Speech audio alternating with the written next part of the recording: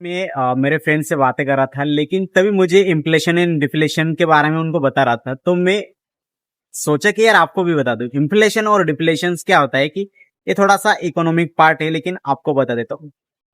जैसे कि अभी गोल्ड और सिल्वर का जो रेट है वो बहुत तेजी से ऊपर जा रहा है, बराबर। कभी कभार हाँ आगे पीछे होता रहता है, लेकिन वो क्यों इतने मतलब बढ़ता ही जाता है, वो ज्यादा घटता ही नहीं लेकिन बढ़ता जाता है।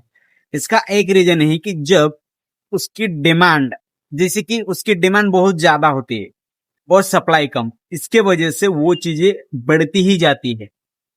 अगर मैं आपको एक नॉर्मल एग्जांपल देके समझाऊं तो, जब गोल्ड लेने वाले और सिल्वर लेने वाले लोग या कंपनियां ज्यादा हो जाती है और गोल्ड सप्लाई करने वाले लोग कम है, मतलब कि जब तक उसका मतलब कुछ खनिज ना करे तब तक वो होता ही नहीं है।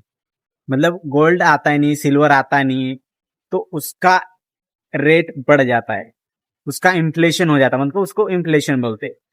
लेकिन जब, जैसे मैं आपको एक फार्मर की एग्जांपल समझाता हूं। जब फार्मर क्या करते हैं कि जब अपने खेत में कुछ लगाते हैं, फिर बाद में उसका रेट कई बार आता है कई बार नहीं आता है, लेकिन उसका एक ये है, समझ लो ऑनियन का रेट है 100 रुपए किलो, और ऑनियन सप्लाई करने में, मतलब जो सप्लायर है वो सप्लाई, उसकी ऑनियन की सप्लाई बहुत कम है, तो उसका रेट बढ़ता जाएगा।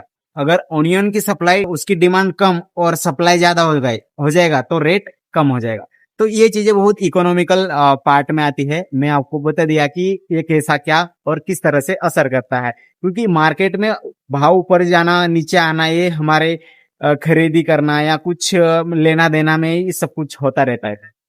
क्योंकि ये चीजें बहुत मतलब कभी बार इफेक्ट करती है, क्योंकि बाकी चीजें गवर्नमेंट के ऊपर भी डिपेंड करती है कि क्या करना है और क्या नहीं। क्योंकि